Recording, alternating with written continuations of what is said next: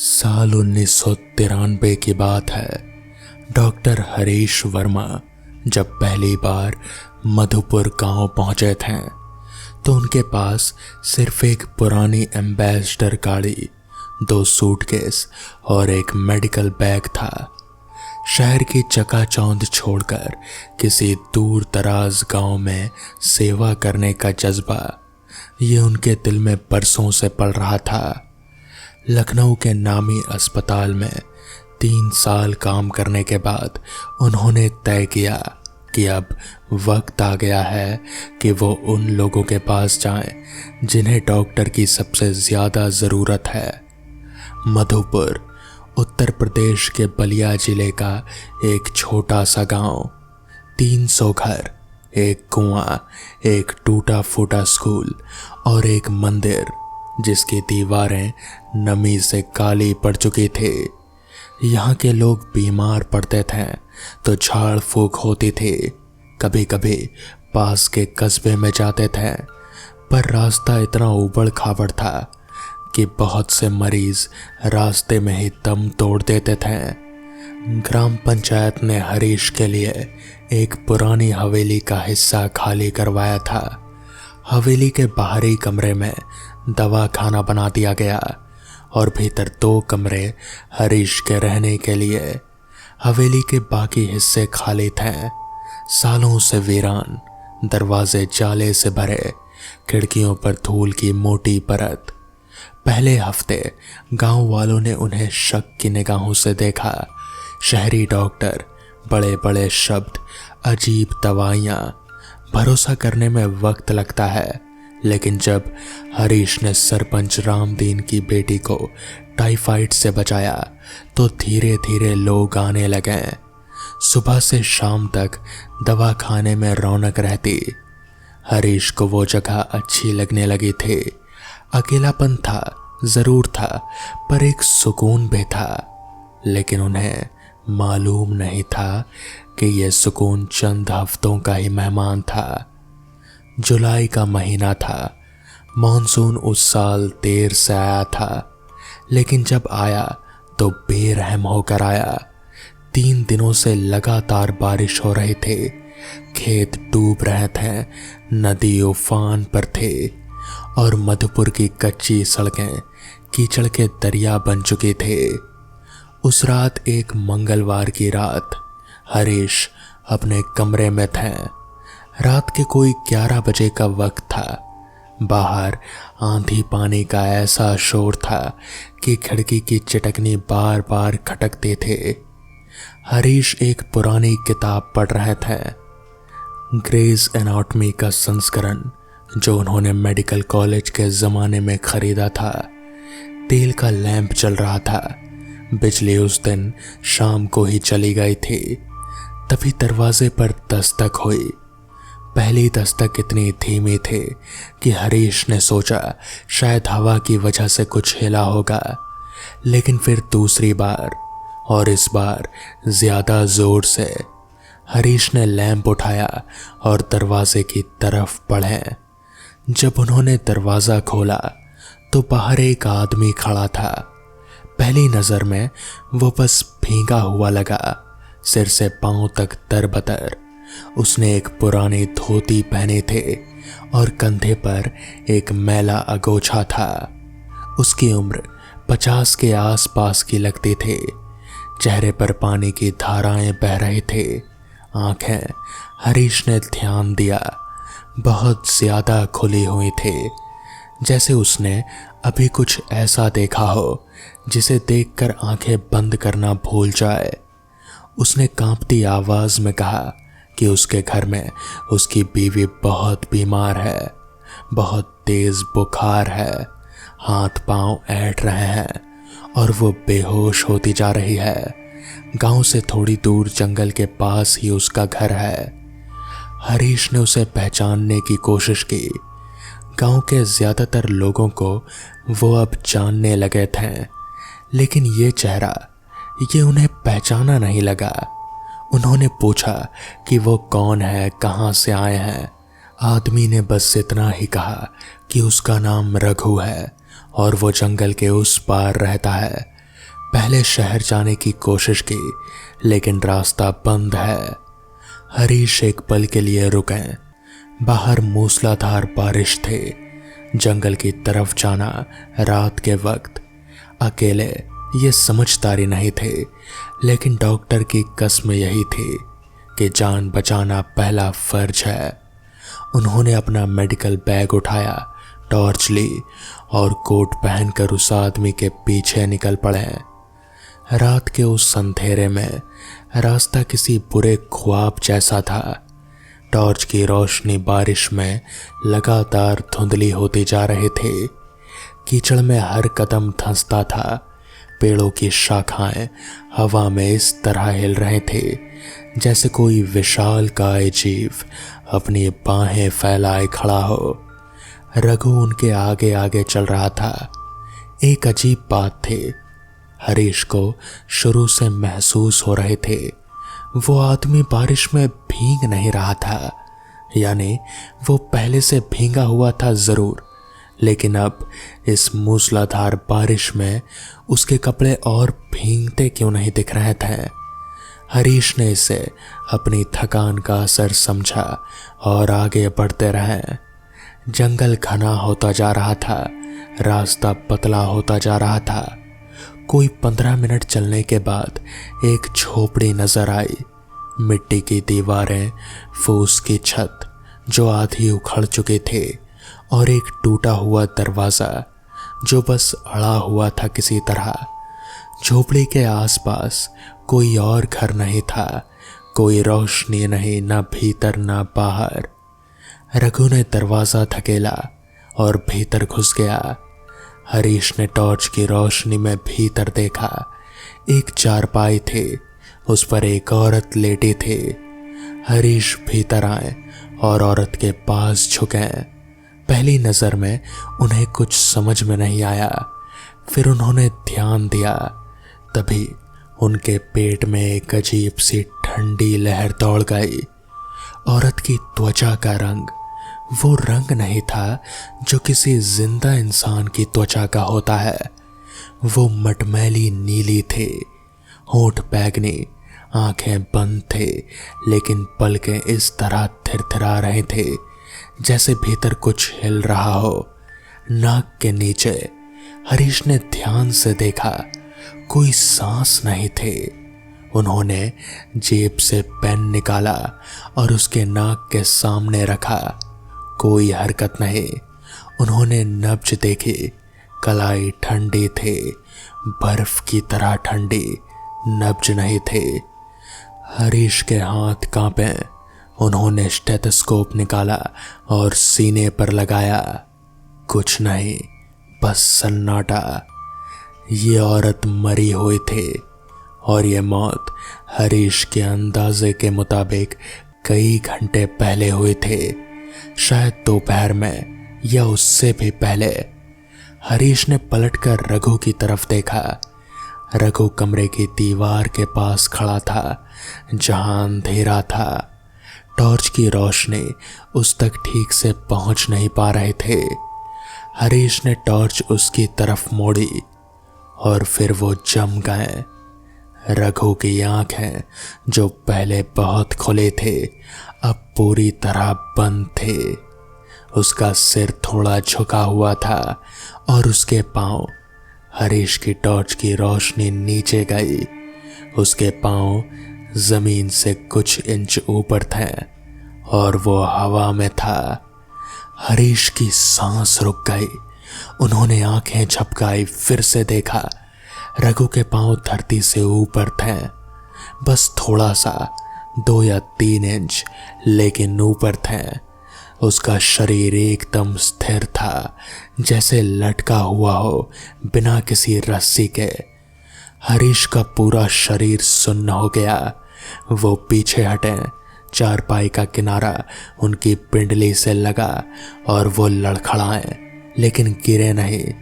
तभी रघु ने आंखें खोली, लेकिन वो आंखें अब वैसी नहीं थी जैसी दरवाजे पर थे। उनमें सफेदी थी, पूरी सफेदी, पुतलियां नहीं थी, बस दूधिया खाली पूरी सफेद आंखें, और उसके होंठ हिले बिना आवाज के। हरीश को समझ नहीं आया कि वो क्या कह रहा था, लेकिन उनका दिल कह रहा था भागो अभी, बिना कुछ सोचे। वो दरवाजे की ओर मुड़े और बाहर निकल गए। बाहर बारिश और भी तेज हो गई थी। हरीश दौड़ रहे थे, कीचड़ में उनके पांव धंसते थे और निकलते थे। टॉर्च की रोशनी कांपती थी। पेड़ों के बीच से रास्ता ढूंढना मुश्किल था, लेकिन उन्हें रुकने का मन नहीं था, एक पल के लिए भी नहीं। पीछे से कोई आवाज नहीं आई, कोई कदमों की आहट नहीं, बस बारिश और हवा। वो जब गांव की सीमा पर पहुंचे तो पहला मकान नजर आया तो उनके घुटने जवाब दे गए। वो वहीं बैठ गए कीचड़ में और सांस लेते रहे। उस रात वो हवेली वापस गए और दरवाज़ा बंद करके कोने में बैठ गए। लैंप चलाया, किताब खोली, लेकिन कोई अक्षर नजर नहीं आया, सिर्फ रघु की वो खाली सफ़ेद आंखें। अगले दिन सुबह हरीश ने सरपंच रामदीन को बुलाया। उन्होंने पूरी रात वाली बात बताई, शुरू से आखिर तक। रामदीन उनकी बात सुनते रहे। उनके चेहरे पर कोई हैरानी नहीं थे। हरीश को ये देखकर और अजीब लगा। रामदीन ने बताया कि जंगल के उस पार एक झोपड़ी जरूर थी। पुराने जमाने में एक आदमी रहता था वहां, रघु नाम का, और उसकी बीवी का नाम कलावती था। दोनों की मौत कोई 12 साल पहले हुई थी, उसी झोपड़ी में एक ही रात। उस साल भी बारिश बहुत तेज थी। कहते हैं कि रघु की बीवी पहले मरी और रघु उसे बचाने की कोशिश में कहीं चला गया था। उसकी लाश कभी नहीं मिली। कुछ लोगों ने कहा कि वो नदी में पानी में बह गया होगा, लेकिन गांव के बूढ़े कुछ और कहते हैं। वो बताते हैं कि रघु की रूह अभी भी भटकती है। हर बरसात में वो किसी को ढूंढता है, किसी डॉक्टर को, किसी वैद्य को, जो उसकी बीवी को बचा सके, जो वो काम कर सके जो रघु खुद नहीं कर पाया। रामदीन ने आहिस्ता कहा कि 15 साल में 3 लोग उस झोपड़ी में गए थे रात को, बारिश में इसी तरह। 2 वापस नहीं आए। हरीश ने पूछा, तीसरा? रामदीन ने जवाब दिया, डॉक्टर साहब, तीसरे आप हैं। उस शाम हरीश ने अपना मेडिकल बैग उठाया और एक बार फिर उस रास्ते पर चल पड़े। ये पागलपन था, वो जानते थे, लेकिन उनके दिल में कुछ था जो उन्हें रोक नहीं रहा था।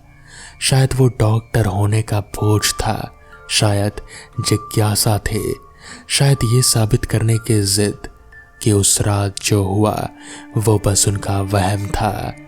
जंगल में दाखिल हुए, रास्ता जाना पहचाना था। कीचड़ में उनके पिछली रात के कदमों के निशान अभी भी धुंधले थे। झोपड़ी वही थी, दरवाज़ा वैसे ही अड़ा हुआ था। हरीश ने धकेला, भीतर की चारपाई खाली थी। औरत नहीं थी, मरी हुई भी नहीं, जैसे वो कभी थी ही नहीं वहाँ। बस खाली चारपाई, पुरानी और जंग खाई हुई, और उस पर धूल की परत, जैसे बरसों से कोई ना सोया हो उस पर। दीवार के कोने में जहाँ रघु खड़ा था, एक पुरानी तस्वीर थी। हरीश ने टॉर्च मारी। तस्वीर धुंधली और पुरानी थी, काले सफ़ेद रंग की, पर मौसम की मार से भूरी हो चुकी थी। उसमें एक मर्द और औरत थे, शादी की तस्वीर लगती थी। हरीश ने गौर से देखा उस मर्द का चेहरा, वो चेहरा उन्होंने रात को देखा था, रघु। लेकिन तस्वीर के नीचे जो तारीख लिखे थे वो थे 18 जुलाई 1968। हरीश वापस आए। उन्होंने गांव के सबसे बुजुर्ग आदमी को ढूंढा, एक अंधे बाबा जो मंदिर के पास रहते थे। उनका नाम देवकी दास। देवकी दास अंधे थे, लेकिन जब हरीश ने पूरी बात बताई तो उन्होंने कहा कि वो देख सकते हैं सब कुछ। उन्होंने बताया कि रघु और कलावती की कहानी में एक पहलू और था। कलावती उस रात सिर्फ बीमार नहीं हुए थे, उसे किसी चीज ने छुआ था। जंगल में एक पुराना बरगद था, काला बरगद, जिसके नीचे जाना मना था। कलावती उस रात उधर चली गई थी। क्यों गई थी कोई नहीं जानता। जो भी उस पेड़ के नीचे जाता था उसकी जान उस रात को चली जाती थी। रघु उसे बचाने नहीं जा सका, वो खुद डर गया था और यही उसकी रूह का बोझ था। वो पश्चाताप जो उसे मरने के बाद भी नहीं छोड़ता। इसलिए वो हर बरसात में वापस आता है, किसी ऐसे इंसान को ढूंढता है जो वो कर सके जो वो खुद नहीं कर पाया। अपनी बीवी को जिंदा करे या उसकी रूह को सुकून दे। लेकिन जो लोग उस झोपड़ी में गए वो वापस नहीं आए, क्योंकि जो भी कलावती को देखता वो उसके साथ बंध जाता था। हरीश ने पूछा, तो मैं कैसे वापस आया? देवकी दास ने एक लंबी सांस ली और बोले, इसलिए रघु आया था। उसे पता था तुम वापस आओगे, वो देख रहा था। उस रात हरीश हवेली में नहीं सोए, वो दरवाजे के पास बैठे रहे, कोट पहने, बैग तैयार, जैसे कभी भी भागना पड़ जाए। रात के 2 बजे उन्हें हवेली के पुराने हिस्से में जो बंद था कुछ आवाज आई। पहले खटखटाहट और फिर एक धीमा करहाना, फिर सन्नाटा। हरीश उठे नहीं। 3 बजे फिर वही दस्तक दरवाजे पर, वही लय, पहले धीमे फिर जोर से। इस बार हरीश ने दरवाजा नहीं खोला, वो बैठे रहे, आंखें बंद किए, सांस रोके। दस्तक बंद हो गई। सुबह का उजाला हुआ तो हरीश ने दरवाजा खोला। दरवाजे के बाहर कीचड़ में पांव के निशान थे। कोई जूता नहीं, कोई चप्पल नहीं, बस नंगे पांव के निशान। वो निशान दरवाजे तक आए थे और फिर गायब। वापस जाने के निशान नहीं थे। हरीश ने उस दिन दवाखाना बंद रखा। वो काफी देर तक उन निशानों को देखते रहे। फिर उन्होंने अपना सामान उठाया। मधुपुर में उन्होंने 3 महीने और काम किया, पर उस झोपड़ी की तरफ दोबारा नहीं गए। बारिश की रातों में दरवाज़ा नहीं खोला। हर मंगलवार की रात चिराग बुझाकर जल्दी सो जाते हैं। वो जानते थे वो आता है हर हफ्ते, हर बारिश की रात। लेकिन जब तक दरवाज़ा बंद था वो भीतर नहीं आ सकता था। जाड़ों में जब बारिश रुकी तो हरीश ने पाया कि दस्तक भी रुक गई। लेकिन एक बात जो नहीं रुकी वो थी उस सफ़ेद खाली आंखों वाला चेहरा जो हर रात उनके ख्वाबों में आता था। न कुछ मांगता, न कुछ कहता, बस खड़ा रहता हवा में, बिल्कुल उसी तरह। 3 साल बाद हरीश मधुपुर छोड़कर चले गए। शहर वापस नहीं गए, किसी दूसरे गांव में गए, उत्तराखंड के पहाड़ों में, जहां बारिश तो होती थी लेकिन जंगल नहीं था। उन्होंने कभी किसी को पूरी बात नहीं बताई, सिवाय एक पुरानी डायरी के जिसमें उन्होंने सब कुछ लिख दिया था। डायरी के आखिरी पन्ने पर उन्होंने लिखा था, मैं डॉक्टर हूँ, मैंने मौत को बहुत करीब से देखा है, लेकिन जो उस रात देखा वो मौत नहीं था। मौत में एक खामोशी होती है, एक ठहराव, जो उस झोपड़ी में नहीं था। वो ठहरा नहीं था, वो इंतजार कर रहा था। और सबसे डरावनी बात ये नहीं थी कि वो हवा में था या उसकी आंखें सफेद थी। सबसे डरावनी बात ये थी कि जब मैंने उसकी तरफ देखा तो उस लम्हे में मुझे उसके चेहरे पर दर्द नजर आया और मैं उसे समझ सकता था। तो दोस्तों, ये थी आज की कहानियाँ। अगर आपको ये कहानियाँ पसंद आई हों तो वीडियो को लाइक और चैनल को सब्सक्राइब करना ना भूलें। तो मैं आपका दोस्त आर्यन जल्द ही मिलूँगा आपसे ऐसी ही नई कहानियों के साथ। तब तक के लिए अपना ख्याल रखें और आप सभी को मेरी तरफ से हैप्पी न्यू ईयर।